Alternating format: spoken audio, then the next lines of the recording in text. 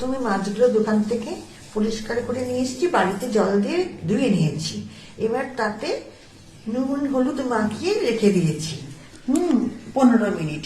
এবার রাখার পরে আমি একটা কড়াতে তেল বসিয়ে মাছগুলো ভেজে নিচ্ছি।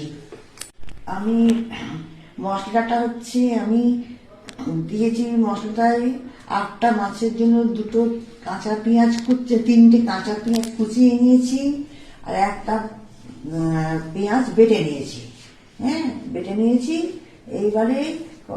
এইবারে কড়াতে ফোড়ন দিয়েছি গরম মশলা, তাতে পেঁয়াজ কুচি দিয়েছি, দিয়ে ভেজেছি খানিকটা। ভাজার পরে কাঁচা ভাজার পরে ওতে পেঁয়াজ বাটা দিয়েছি। পেঁয়াজ বাটা দেওয়ার পরে আদা রসুন কাঁচা লঙ্কা বাটা দিয়েছি, কাঁচা লঙ্কা চেরা দিয়েছি, দিয়ে টক দই দিয়েছি।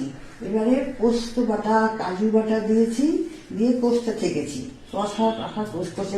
কষে মশলাটা তৈরি করেছি। এবারে কড়াতে তেল দিয়ে তার মধ্যে আমি একটু নুন দিয়ে দিলাম, যাতে মাছগুলো আটকে না যায়। এবারে যে মাছগুলো নুন হলুদ মাখিয়ে রেখেছিলাম সেগুলো আমি কড়ার মধ্যে ছেড়ে পিট করে ভাজবো।